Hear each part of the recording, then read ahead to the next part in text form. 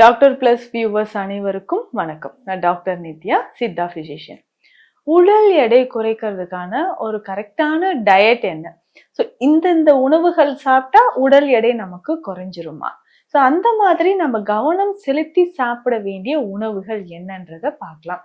பொதுவாக உடல் எடை குறைக்கணும்னா முதல்ல நம்ம அவாய்ட் பண்ண வேண்டியது அப்படின்னு பார்த்தோம்னா கொஞ்சம் ஃபேட், அதாவது கொஞ்சம் இல்ல, ஃபேட் கண்டென்ட் அதிகமா இருக்கக்கூடிய உணவுகள். அதுலயும் முக்கியமாக நான்வெஜ், அசைவ உணவுகளையும் நம்ம அவாய்ட் பண்ணிக்கணும். ஸோ இந்த மாதிரி நம்ம உணவு முறைகளை எப்படி நம்ம கொண்டு வந்து இதை எப்படிங்க சாப்பிடலாம்? டெய்லி காலைல இந்த மாதிரியான ஒர்க்லாம் இருக்கு, இதுல ஸ்பெஷலா வந்து ப்ரிப்பேர் பண்ணிலாம் சாப்பிட முடியுமா அப்படின்னு யோசிச்சிங்கன்னா நிச்சயமா ரொம்ப ஈஸியா முடியும். கொஞ்சம் கொஞ்சமா அதை நம்ம ஃபாலோ பண்ண நம்ம உடல்ல இருக்கக்கூடிய தேவையற்ற கொழுப்புகள் குறைந்து நிறைய பேருக்கு வந்து பார்த்தோம்னா உடல் வந்து ரொம்ப லூஸா இருக்கிற மாதிரி இருக்கும். நம்ம தசைகள் வந்து தொங்குற மாதிரி, ஆர்ம்ஸ்ல, அடிவயிற்று பகுதியில, தொடை பகுதியில எல்லாமே வந்து தசைகள் லூஸா இருக்கு. அப்போ அதை டைட்டன் பண்ணோம்னா இது எல்லாமே நான் பண்றேங்க. வெயிட் லாஸ் பண்றவங்க நிறைய பேருக்கு வந்து பார்த்தோம்னா வெயிட் குறைஞ்சாலும் அந்த சூப்பர்ஃபிஷியலா இருக்கக்கூடிய அந்த ஃபேஷியா மசில்ஸ் எல்லாமே லூஸா தொங்க ஆரம்பிச்சிடும். அதுவும் டைட்டன் ஆகிறதுக்கான உணவு முறைகள் தான் நம்ம இப்போ பார்க்க போறோம். ஸோ அந்த மாதிரி இருக்கும்போது நம்ம சாப்பிட்ற உணவுகள்ல ஒமேகா 3 ஃபேட்டி ஆசிட்ஸ் கண்டிப்பா இருக்கணும். இதனோட சேர்ந்து ஃபைபர் கண்டென்ட் அதிகமா இருக்கணும். புரோட்டீன் நிறைஞ்சு இருக்கணும். அதுக்கப்புறம் மெக்னீசியம், ஜிங்க் மற்றும் கால்சியம். ஸோ இந்த சத்துக்கள் எல்லாமே பேலன்ஸ்டா இருக்கும் பொழுது நமக்கு மசில்ஸ் வந்து நல்லா டைட்டன் ஆக ஆரம்பிச்சிடும். இதுல முக்கியமா அதுக்கு தான் புரோட்டீன் அப்படின்னு நம்ம சொன்ன ஒரு விஷயம். ஸோ புரோட்டீன் என்ன பண்ணும்னா நம்மளுடைய தசைகளையும் சரி, தோல் பகுதியும் சரி நல்லா இறுக்கமாக இருக்கிறதுக்கு நமக்கு உதவி செய்யுது. அந்த மாதிரி இருக்கும்பொழுது நம்ம எடுக்கக்கூடிய உணவு ஈஸியா நமக்கு வெயிட் லாஸ் ஆகிறதுக்கு ஹெல்ப் பண்ணணும். சரி, எந்த மாதிரியான உணவுகள் எடுக்கலாம்னு பார்த்தோம்னா மில்லட்ஸ், சிறுதானியங்கள் ரொம்ப ரொம்ப முக்கியம். இந்த சிறுதானியங்கள்ல செய்த உணவு நம்ம எடுக்கணும். அந்த சிறுதானியங்கள் செய்த அவல் உணவுகள் நம்ம ஃபாலோ பண்ணிக்கலாம். ஸோ இந்த மாதிரி அதாவது அவல் உணவுகள் அப்படின்னு சொல்லும்போது அவல் ரொம்ப ஈஸி. ஒரு 2-3 மினிட்ஸ்ல நம்ம வந்து ப்ரிப்பேர் பண்ணி சாப்பிட்டுக்கலாம். ஸோ அவல் உணவு அப்படின்னு சொல்லும்போது அதுல அவல்ல வந்து கொஞ்சம் வெந்நீர் விட்டு எடுக்கும்போது ஒரு 2 நிமிடத்திலே அது வந்து நமக்கு சாப்பிட்றதுக்கு தயாராகிடும்.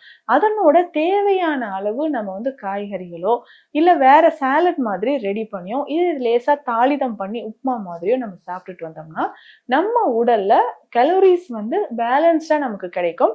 ரிச் ஃபைபர் கண்டென்ட் இதுல இருக்கிறதுனால உடல் எடையும் அதிகரிக்காமல் இருக்கும். இதே மாதிரி சிறுதானியங்களை பயன்படுத்தியும் எல்லா வகையான உணவுகளும் செய்துக்கலாம். இதுல முக்கியமாக சிறுதானியங்களை வந்து நல்லா பவுடர் பண்ணிட்டு அடை மாதிரியோ இல்ல சூப் மாதிரியோ நம்ம கஞ்சி மாதிரியோ நம்ம குடிச்சிட்டு வரும்போது நம்ம உடல்ல அதிக அளவு கொலஸ்ட்ரால் சேராம உடல் எடை வந்து நமக்கு பாதுகாக்கப்படுது அப்படின்னு சொல்லலாம். கொஞ்சம் கொஞ்சமாக வெயிட் லாஸ் ஆகிறதுக்கும் இந்த மாதிரியான உணவு முறைகள் நமக்கு பயன்படுது. மதியம் லஞ்ச் டைம்ல வந்து பார்த்தோம்னா எந்த மாதிரியான உணவுகள் எடுக்கணும்னா பழுப்பு அரிசி ரொம்ப ரொம்ப முக்கியமானது. ஸோ நல்லா குண்டு குண்டா இருக்கும். பெரிய அரிசி மாதிரியோ இல்ல பழுப்பு அரிசி மாதிரியோ இருக்கும். இத வந்து நம்ம வடிச்சு சாதமாக வடித்து சாப்பிடும்போது நம்ம உடல்ல நிறைய மாற்றங்களை வந்து நமக்கு தருது அப்படின்னு சொல்லலாம். அப்போ உடல்ல நிறைய மாற்றங்கள் உண்டாவதற்கு இது வந்து நம்ம பயன்படுது அப்படின்னு பழுப்பரிசியை பயன்படுத்தும் போது நம்ம உடல்ல இருக்கக்கூடிய தேவையற்ற கொழுப்புகள் வந்து கரைஞ்சி வெளியேறுது. இதுல முக்கியமாக வந்து பார்த்தோம்னா கீரை வகைகள், கீரை உணவுகளை வந்து நம்ம அதிகம் சாப்பிட சாப்பிட உடல் எடையானது குறைய ஆரம்பிக்குது. இதுல முக்கியமாக வந்து பார்த்தோம்னா சாணாக்கி கீரை, முளைக்கீரை, முள்ளங்கி கீரை இது ரொம்ப ரொம்ப முக்கியம். ஸோ இந்த கீரை வகைகளை நம்ம பயன்படுத்தும் போது அதிகமா பருப்பு சேர்க்காம கீரைகளோட சின்ன வெங்காயம், பூண்டு சேர்த்து நம்ம பயன்படுத்தி சாப்பிடும் பொழுது உடல்ல இருக்கக்கூடிய கெட்ட கொழுப்பு, தேவையற்ற கொழுப்புகள் வந்து நமக்கு கரைய ஆரம்பிக்கும். அதுலயும் முக்கியமாக வெந்தயம் சேர்த்து சாப்பிடும்போது வெந்தய பொடி நம்ம சாப்பிடலாம். இல்ல ஓமம், சீரகம், வெந்தயம் இது மூன்றும் சேர்த்து சம அளவு எடுத்து வறுத்து சேர்த்து சாப்பிடும்போது நம்ம உடல்ல இருக்கக்கூடிய கெட்ட கொலஸ்ட்ரால், உடல் எடை குறையறதுக்கு நமக்கு இது பயன்படுதுன்னு சொல்லலாம்.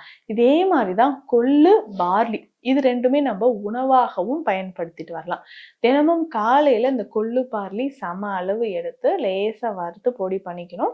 இந்த பொடியில தண்ணீர் விட்டு நல்லா கஞ்சி மாதிரி செஞ்சு இஞ்சி, பூண்டு, சீரகம் எல்லாமே சேர்த்து நம்ம பயன்படுத்தும் போது கொஞ்சம் கொஞ்சமாக நம்ம உடல்ல இருக்கக்கூடிய கழிவுகள் வெளியேறி உடல் எடையானது நமக்கு குறைய ஆரம்பிக்கும். இதனோட சேர்ந்து காய்கறிகள் ரொம்ப முக்கியம். ஸோ ஒரு நாள் வந்து முட்டைக்கோஸ் வந்து நல்லா வேக வைத்து அதை வந்து மிக்சியில் மிக்சியில நல்லா அரைச்சிட்டு அதை வடிகட்டி குடிக்கலாம். ஸோ இந்த தண்ணீரை குடிக்கும்போது நமக்கு என்ன பலன் கிடைக்குது அப்படின்னா, பொதுவாக வயிறு சம்பந்தப்பட்ட பிரச்சனைகள், அல்சர் சார்ந்த பிரச்சனைகள், இன்டைஜஷனோட சேர்த்து மலச்சிக்கல் தொந்தரவு இருந்தாலும் இந்த முட்டைக்கோஸ் நல்லா வேக வைத்து அரைச்சி வடித்த தண்ணீரை நம்ம பயன்படுத்தலாம். இதே மாதிரி பீன்ஸ் ஒரு நாளைக்கு, பீட்ரூட் ஒரு நாள், அந்த மாதிரி வேக வைத்து அந்த தண்ணீரை வடிச்சு குடிக்கும்போது நம்ம உடல்ல இருக்கக்கூடிய கழிவுகள் கொஞ்சம் கொஞ்சமாக வெளியேற ஆரம்பிக்கும். ஸோ இந்த காய்கறிகளை வேக வைத்து அதை அரைச்சி அந்த தண்ணீரை வடித்து குடிக்கும்போது அதில் இருக்கக்கூடிய சத்துக்களும் நமக்கு கிடைக்கும். முக்கியமாக உடல் எடை குறைக்கிறதுக்கும் நமக்கு இது ரொம்ப ரொம்ப யூஸ்ஃபுல்லா இருக்கும்னு நினைக்கிறேன். ஸோ காய்கறிகளை இந்த மாதிரி நம்ம வேக வைத்து அந்த தண்ணீரை குடிக்கும்போது உடல் எடை குறைக்கிறதுக்கு இது ரொம்ப ரொம்ப யூஸ்ஃபுல்லா இருக்கும். இதற்கு அடுத்தது வேறு என்ன மருந்து முறைகள், இந்த உணவு முறைகள் சரிவர என்னால கடைபிடிக்க முடியல அப்படின்னு சொன்னா வேறு என்னென்ன நம்மளுடைய மருந்து முறைகளை நம்ம ஃபாலோ பண்ணலாம், அதை நம்ம தெரிஞ்சுக்கணும். இந்த மருந்து முறைகள் அப்படின்னு சொல்லும் பொழுது நம்ம ஈஸியா டைஜஷன் ஆகிறதுக்கும் சரி, ஃபைபர் கண்டென்ட் இருக்கிறதுக்கும் நம்ம இதை பயன்படுத்திக்கலாம். இதுல பார்த்தோம்னா தாண்டிக்காய் கற்பம் நமக்கு பயன்படுது.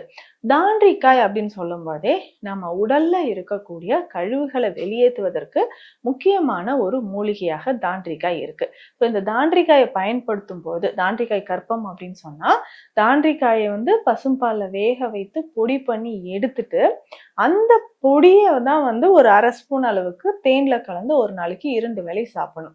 இதனுடைய பலன்கள் என்னன்னு பார்த்தோம்னா, நம்ம உடல்ல எங்கேயாவது கொழுப்புகள் இருந்தாலும் சரி, இதயத்துல கொழுப்புகள் இருக்கு, இல்ல உடல் பகுதியில எங்கேயாவது நமக்கு கொழுப்பு படிஞ்சிருக்குன்னா அதை சரி செய்யறதுக்கு நமக்கு பயன்படுது. ஸோ இந்த மாதிரி நம்ம உடல் எடையை குறைப்பதற்கும் கொழுப்புகள் உடலில் இருந்து வெளியேறுவதற்கும் நான் சொன்ன உணவு முறையும் இந்த சித்த மருத்துவ முறையும் ஃபாலோ பண்ணா கொஞ்சம் கொஞ்சமாக நமக்கு ஆரோக்கியமான முறையில உடல் எடை குறைய ஆரம்பிக்கும். மீண்டும் அடுத்த பதிவில் சந்திக்கலாம். நன்றி.